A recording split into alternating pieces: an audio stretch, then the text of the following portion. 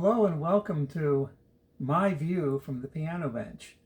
We do this every Wednesday evening at 7 p.m. here on my Joel Holt's Notes YouTube channel. In addition to Piano for My Friends every Thursday evening at 7 p.m. Thanks for watching. Thanks for being here. And a special thank you to all of you who support and encourage me via the links you'll find on the support page of my website, and you'll see a link to that page in the video description. And while you're there on my site, look around and see what's going on. On that support page, if you watch regularly, the Patreon option, which is a very informal take on the tip jar, recurring, with some exclusive monthly content. Sorry, my brain's not working yet. This could be interesting. Might be of interest to you. So, anyway, let's go on. When we do this video each week, I just try to take you, well, I used to call this Inside the Process, and now it's rebranded, but it's pretty much the same thing. Take you into my world. In the past, I was getting a little more wonky and explaining things about making music, and I still do that from time to time, but also just experiences. And I think it was last week or recently, I had brought up the trip to Florida where I was taken out to dinner after a concert and heard the musician who was playing, just piano player, maybe he was singing, I don't remember, play Feelings, and I hadn't heard that in like 30 years, and it just made me laugh a lot. And then that just made me think about, okay, Feelings is one of those tunes that musicians just, didn't want to deal with. And I started thinking about other things, and it's like, okay, here's a category of things to talk about. How to make a musician groan. So that's the topic today, how to make a musician groan. And I hope this doesn't turn into how to make you groan. That's not the objective. And of course, the first thing that comes to mind is to play a tune that the musician decides they're sick of, which I have mixed feelings about. I get it, but I like to at least play devil's advocate with musicians and with myself. But I also purpose to mean this, and this is going to sound judgmental on its face, and I don't mean it this way. Any tune can be redeemable. Basically, you're just in the moment with whatever it is, right? And then it doesn't matter. But that doesn't fly in a lot of cases with musicians who will say, do I have to play Christmas songs? Well, yes, it's a Christmas gig. Can we just play 2 or 3 and then play? No, we have to play mostly Christmas songs. Oh, and to me, a tune's a tune, right? Of course, my past experience with the unique circumstance of having to do Christmas songs for 2 hours a day for the month of December, roughly, for like 11 years, made me enjoy the sport of it. But that's a whole nother thing.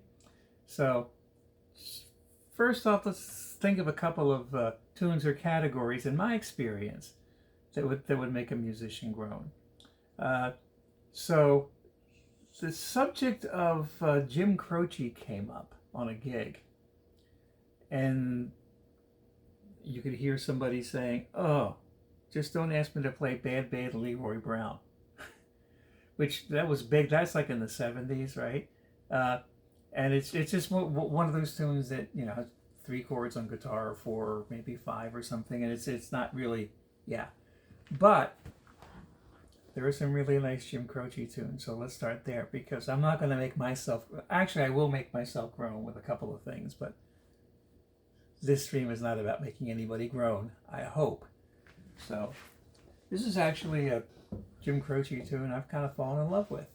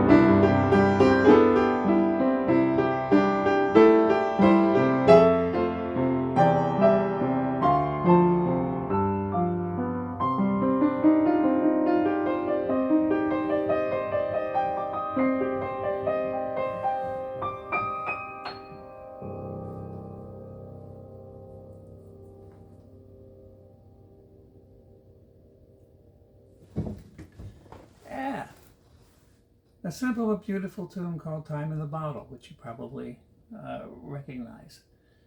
And I'm going to start jumping around all over the place in my notes, because what I started thinking about during that tune was the Dave McKenna quote that you'll find on the About section of my Facebook musician page, where you're supposed to describe yourself. And I just took one sentence from an interview that I saw with Dave McKenna later in life. It's not in print, but I wrote it down. He said it, that as I get older, I consider myself more of a song player than a jazz player, or something like that. The exact quote is on my Facebook page. And thinking about what makes musicians, groan. There's this tribalism where, like, this is hip and that isn't hip, and this is elevated and this is less elevated, and this is better, this is worse. And I always like to say, no, especially right or wrong. No right or wrong. I don't even like better or worse. Maybe more or less effective in a circumstance, but that's like a musical judgment.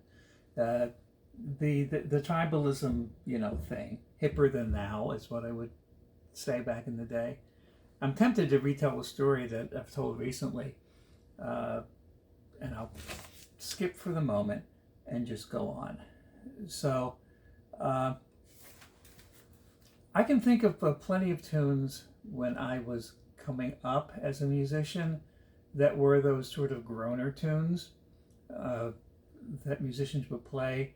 I can't even tell you what they are now, because I don't really play commercial or pop music or nothing really close, but I can imagine what some tunes might be. But tunes that you have to do, and tunes that musicians just decide Now back like 30-40 years ago, one of those tunes certainly was New York, New York. And one vocalist that I would work with rewrote the words and started with "Stop playing this song," and just went on with that, and would sing it on mic, about how she's sick of New York, New York. So I'm going to play it anyway. I won't say I'm sick of it. I'm not drawn to it, but hey, a tune's a tune, right? A tune's a tune.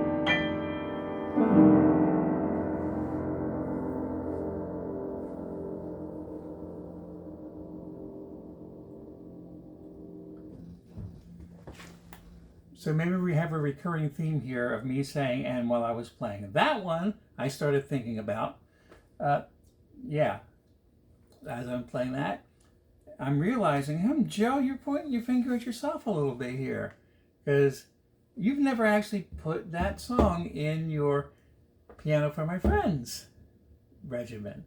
It's like, I do pretend that New York doesn't exist. You're right. And I think part of it is, or I'm right, or I don't know who's right. Maybe we're all wrong. But anyway, part of it is I don't necessarily perceive that tune is, like, I guess because musicians groan at it, I think that other people would groan at it too. So it's like, people don't want to hear that. And you know what? I'm realizing that and of course I understand this, but we're all guilty of, things, including what we understand. It's like, I'm projecting that, maybe. Another tune I don't play much. I think I played it once. How's it go?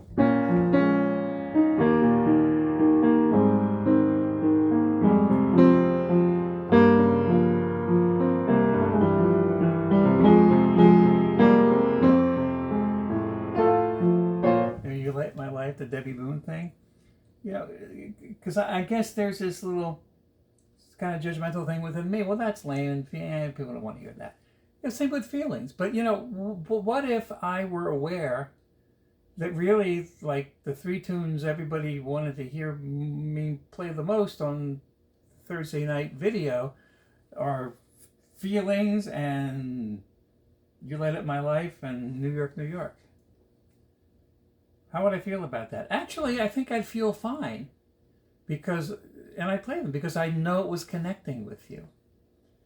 And so I'm just like learning something here now that, I can project my own sensibilities in places where they're not applicable, because what have I said over and over again, and hopefully what underlies what I do and how I approach it, which is, how does this connect with you? I'm not playing in a vacuum. I'm not playing to myself. I'm not playing as if you weren't here. Some musicians, in talking about, what's like elevated and more worthy than others in terms of music, they would use a museum as an illustration. And, there's a painting in a museum, and some people walk by it and they don't get it. And some people walk by it and really do get it. And even if it's just a small percentage of people that get it, they're the people that get it. And people that don't get it just don't get it, and they're lost and they're bad.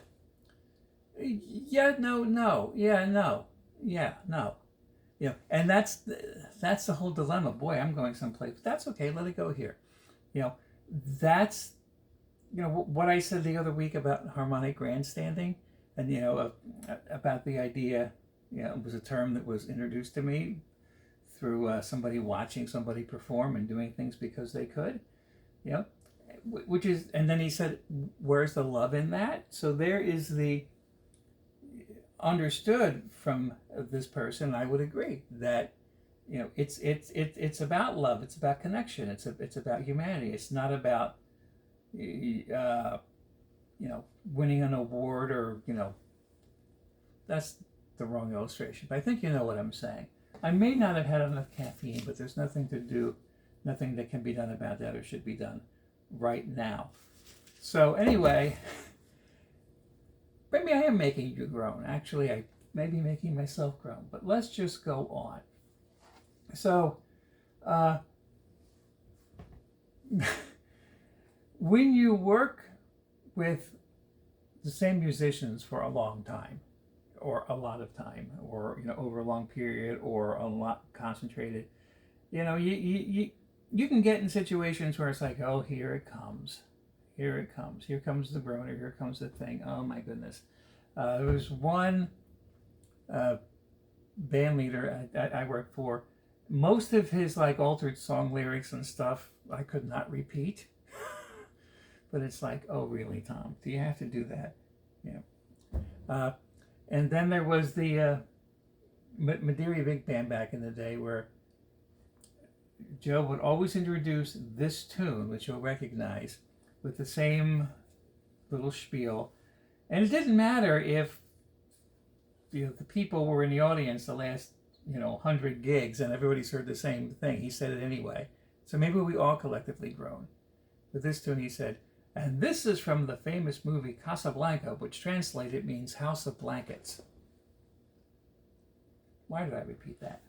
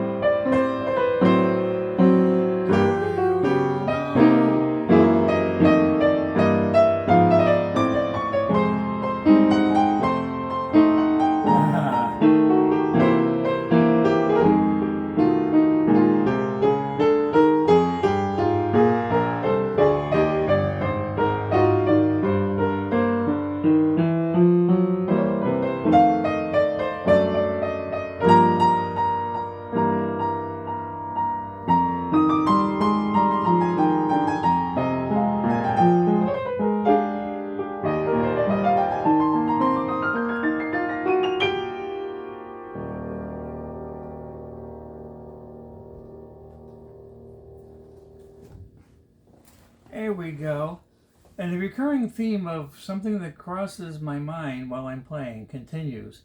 But this time it kind of bypassed my mind and went straight to my fingers, which is the objective, except when it results in being overly silly. So when I looked up, and some people do question this, that if I like I look surprised at what happened or something, and people assume that anything that the performer does is scripted. Some people do, and and everything is showbiz. No, what you get from me. If I look surprised, I mean, it's possible that I could be in some shtick mode and feign surprise, but like, oh, what did I just do? Oh my goodness, I was relatively genuine there. I maybe played it up slightly, and you know what? When that was right when I quoted, and I forget where in the melody it was, but the little jingle from the old Woolite TV commercial. Yeah, because speaking of a Deary band, that's one of the little silly quotes that'll come up in the middle of a tune. There are so many of them. What's some of the others? I don't even remember now.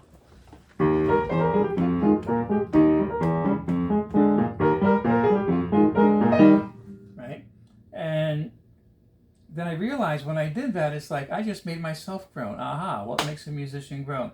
Yeah, and in the whole quote universe. And that's not a thing with some musicians, but with me, it happens a lot, and there's organic reasons for it. But then other musicians will just take that and run with it.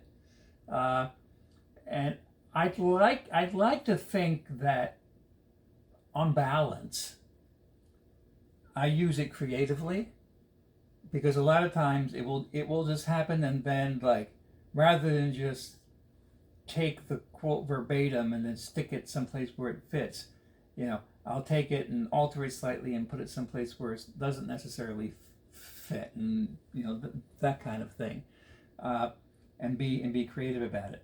But yeah, there were musicians. Oh man, there's so many tunes. What's that one?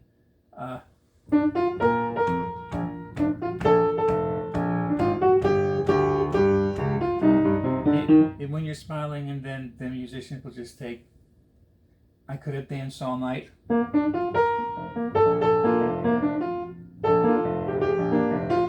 now that I'm trying to do it on purpose, I can't do it. And just, sit it right on top. And in the Madeira band in particular, I keep coming back to that, because that band can just be silliness on parade. There's more than one gig where the little chicken dance was introduced. All he needs that in the middle of whatever. And there have been gigs where that little chicken dance thing had to come up like 80 times. But part of the objective is to have the audience not necessarily notice it. But it's like the Woolite thing again, whatever. It can make us, certainly make us groan. I made myself groan. I think I illustrated it.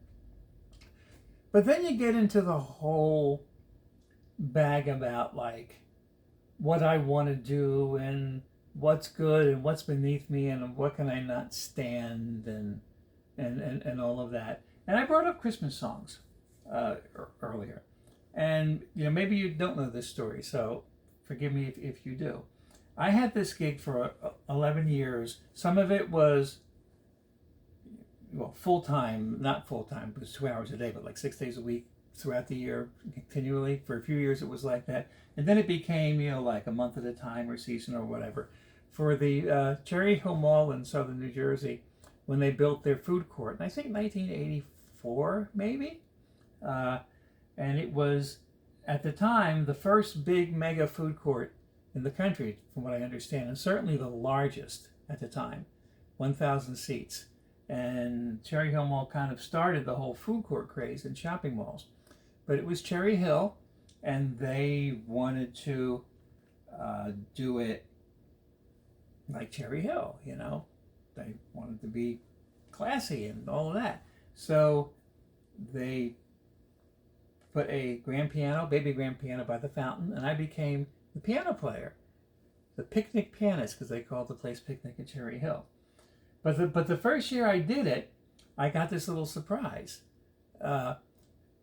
Since I was working for the marketing department of the mall, because everything is about, connecting with people, and I would even have meetings with the marketing department, and we talk about, how does this engage people, and we had music menus on the table where I picked a whole bunch of tunes that I could, easily play, and people would, check the tune they wanted and make a request and bring the music menu up to me, and that's how we engaged with people. Well, back then, it's not the case now, but back then, Christmas really didn't start in shopping environments thematically until the day after Thanksgiving.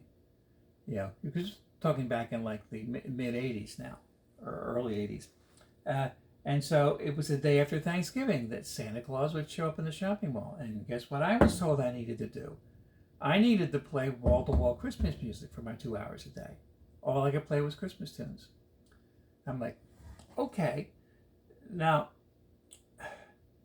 I know for a fact that some musicians would protest, or find ways around it, or do something.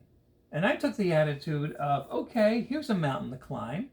What can I do with all these Christmas/holiday tunes?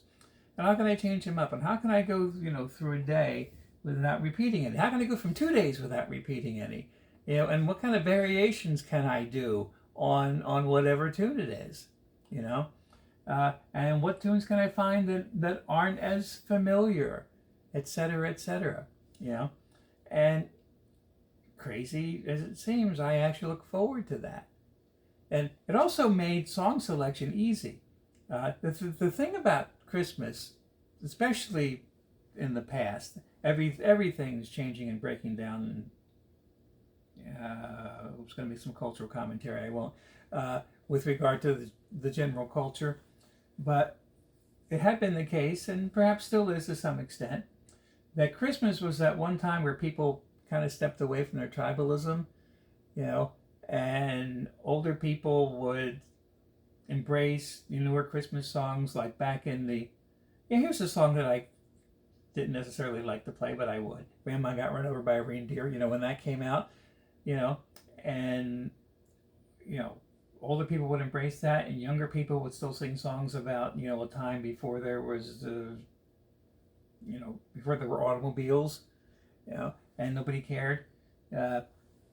And so I always liked that. And so now, do I want to play a Christmas song? I don't know. Do I want to?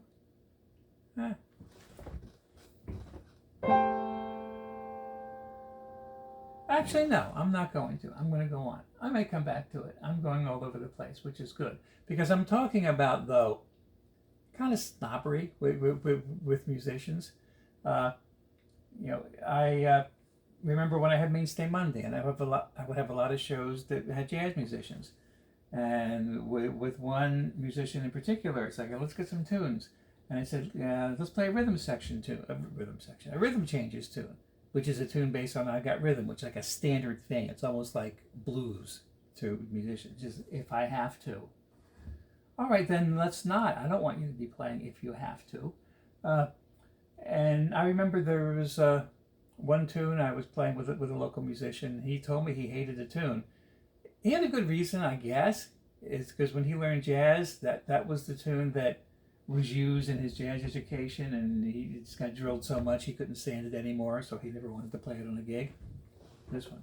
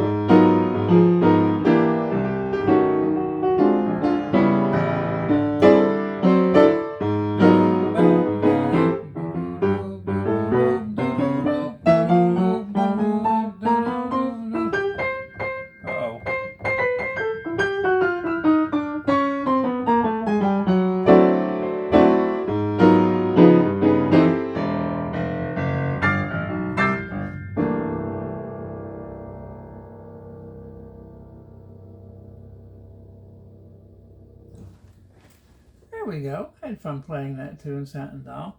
And now, when I said uh-oh at the end, that was spontaneous. That wasn't, scripted. And that would be like I made myself groan.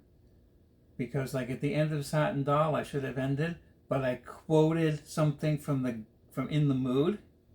So that would definitely be like the inside musician stuff right there. And once I could feel myself doing it, if there are other musicians who are like, okay, this'll get them, and I would get an eye roll from somebody for doing that, for like superimposing Glenn Miller in the middle of Duke Ellington, or at the end of Duke Ellington, or anywhere near Duke Ellington, yeah, which is actually a good segue.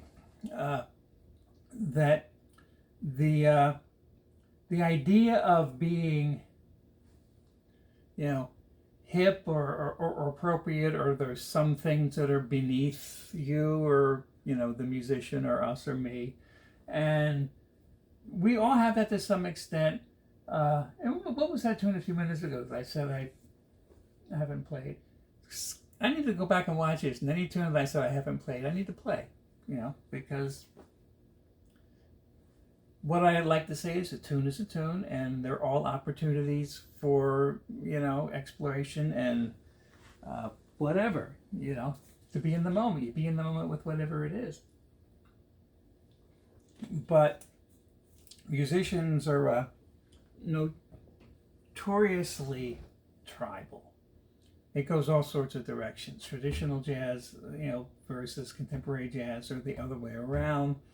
Or, oh my goodness, jazz musicians and country music, which I don't know an exact quote, but I'm aware that Stan Kenton would, openly talk about wanting nothing to do with country music, which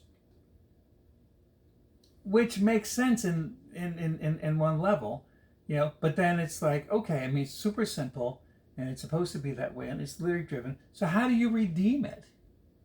Right? Now, of course, redemption implies judgment as well.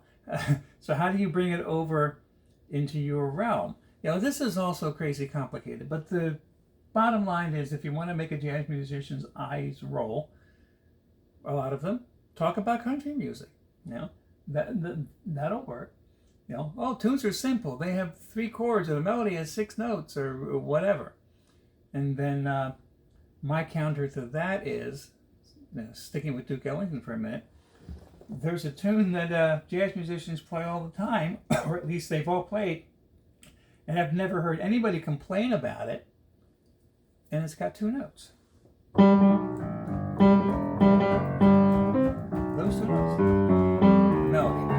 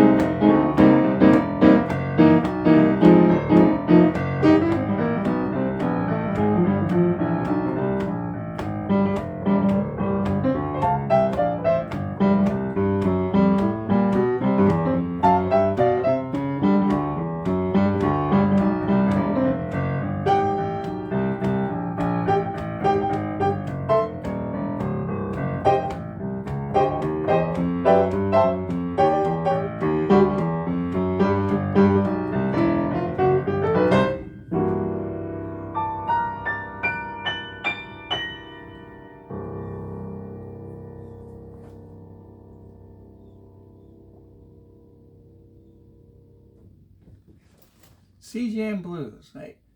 Or Duke's Place. But continuing the theme of, and while I was playing that, I was thinking about. So there was one quote that I was going to play that started, but I caught it before I played it. A lot of times they start, and it's like, oh, okay. But I had just enough time to realize, okay, this is absolutely a groaner, at least to some people, because one of the videos I posted recently, I think it was from They Can't Take That Away From Me, when I was in Germany. I posted it kind of in tribute to my Airbnb host who let me play the piano. And in the middle of it somewhere, I quoted the Sanford and Son theme.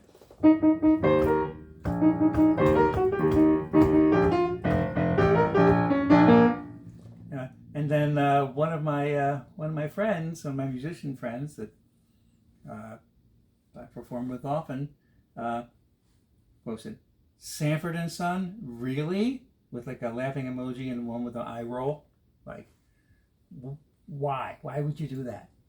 And so all that was going through my mind. And you know, the funny thing, me saying those quotes have to happen organically, I said, okay, I stopped myself from doing it because I started thinking about it, but I'm still playing, and I really, probably it would be fun to do it.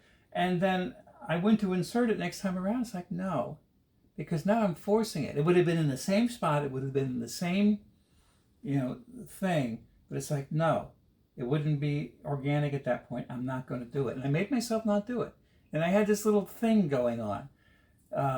So for me, the interplay or juxtaposition or whatever between, the not thinking or the intuitive finding and the thought, the main thing is to separate them and not bring them together, for me. And that's what Kenny Warner will talk about when he says you observe yourself playing. It's like you're detached from it, so you can kind of see what happens. Where at some level you are, you're doing it, but you're not doing it because, well, I think these notes would sound cool here, and I'm going to play them there, which is a whole nother topic, and I should probably write this down. I don't know how to write this down. Reverse education. I'm not even going to know what that means. I'm not even going to be able to read it. So maybe somebody can remind me. It's like when you learn about something that's already happened, you study the analysis of it, and you kind of reverse engineer it, right? Which is like how other countries have, stolen technology and that kind of thing. You work backwards. You can solve a maze that's complicated easier from taking the finish line and going backward, right? Than, starting and not knowing where you're going. And so this, like, putting something together by analysis is how jazz has been taught since bebop came along, and what the whole thing is about. And you don't want to perform that way, though. And this is something that not all musicians will agree on. I was going to say we'll get to. And some people are very cerebral and are going to just perform, out of their headspace. And probably appeal more to people who listen out of their headspace, right? And, if my brain were more organized and structured up there, maybe I do that too more effectively than I do. But I'm certainly most effective when I go into this other space, this heart space. But then that's when you reach people, but then you're not doing something because, oh, I think this sounds hip, I think this is cool, and oh, I want to try this and see what happens. No, you're just allowing it. And I do have fun just like allowing things to happen and seeing what happens, like, oh my, and I think I'm aware of some of the, well, it's all complicated. We all find our own way. And what am I talking about? Making people groan. So there is an agenda with some musicians, and I've done this myself, and I've caught myself years ago. There's like, you want to like not play certain things because you just don't want to sound like that, or you think that's lame or whatever, so you purposely avoid it. And it's like moving forward, by walking backward. It's like, I don't want to do this, so I'm gonna. And if you're not facing where you're going, you're gonna walk into things, right? But I remember what one musician was, elite jazz musician, was on a gig and accompanying somebody, gospel singer, and told me, no, don't tell anybody. Of course, you don't know who this is, so I can say it. Don't tell anybody that you heard me play triads. What?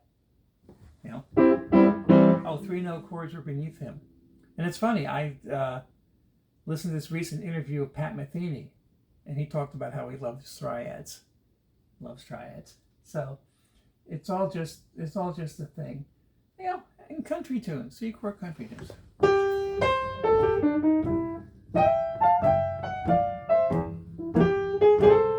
Now, not Pat Metheny, this is me. Actually, Pat Metheny might not mind. Or at least he doesn't mind campfire guitar strumming.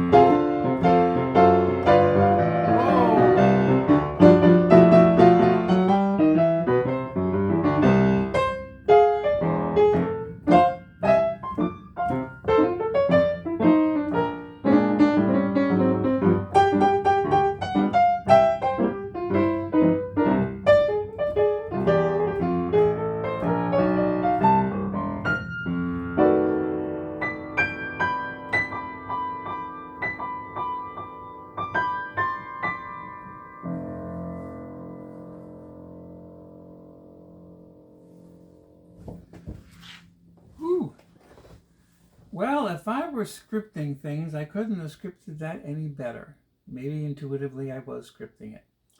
So I remember like playing a quote, and I'm like, okay, I'm going to remember what quote that is so I can make reference to it.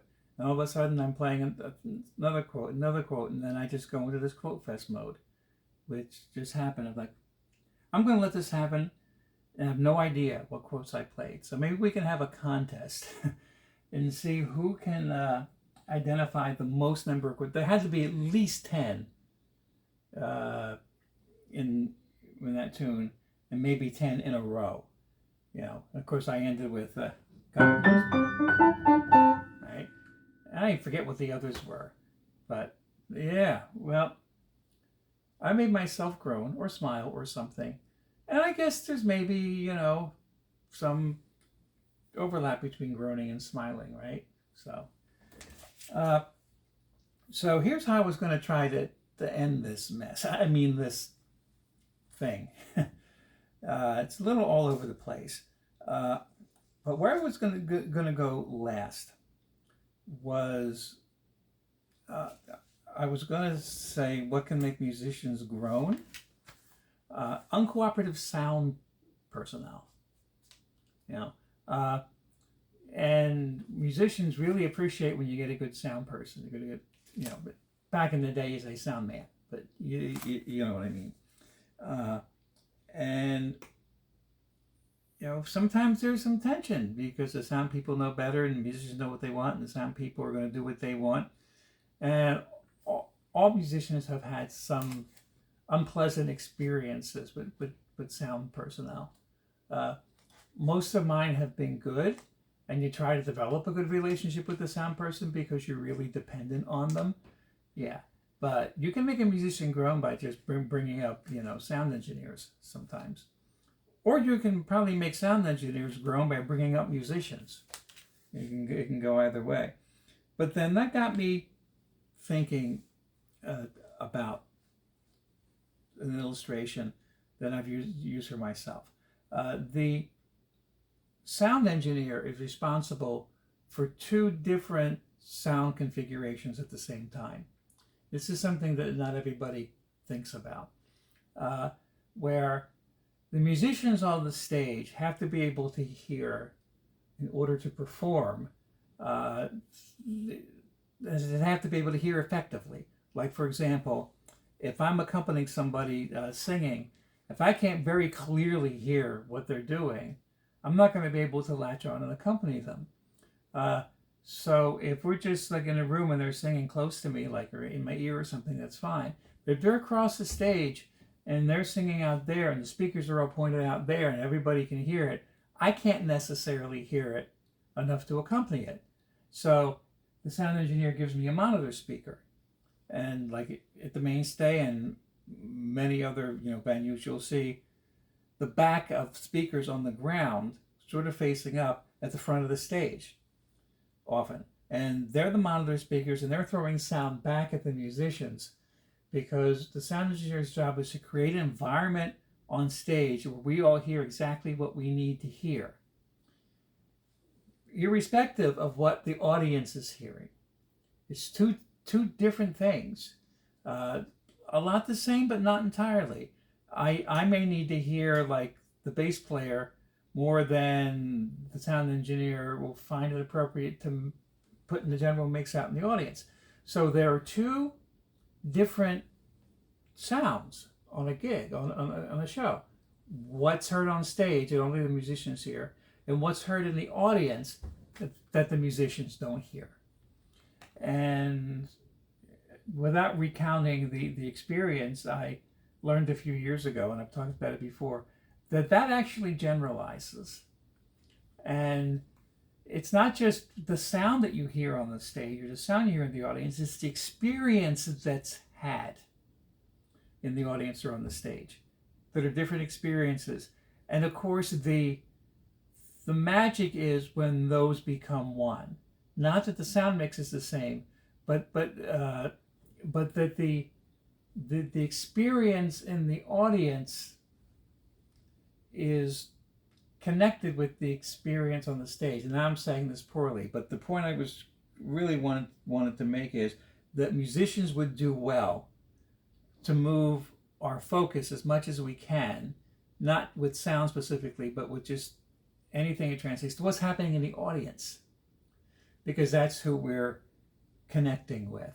And that's why we're doing this. So a lot of the things that make musicians groan are things that people want. And what do you do with that when you're sick of it?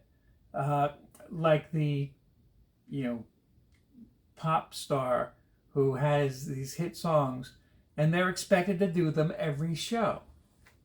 And, I know some people who are fine with that idea and some people who aren't. And the people who aren't, if they're in that position, they need to probably reconcile with it, to do those songs that people really want to hear. And I can recall, Facebook threads and stuff talking about, I went to see this person and they didn't do anything that they did before, and they did all this stuff I don't understand, and I walked out halfway through, and so it's not all about us, and that's us, meaning the musicians, or I'm going to say it myself. It's not all about me, and ideally, it's not about me whatsoever. And one little phrase that's come to me just this week that I've been talking to a friend a lot about. When I talk about the space, the selfless space, selfless. It's like, get all those conceptual things away and just connect. And so for me, that's what it all boils down to.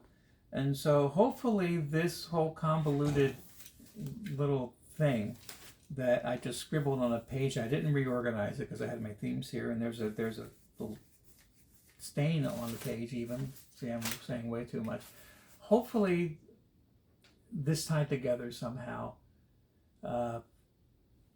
And there it is. So maybe I'll see you tomorrow night. Hope so, for Piano for My Friends. Thank you for being here. Appreciate it.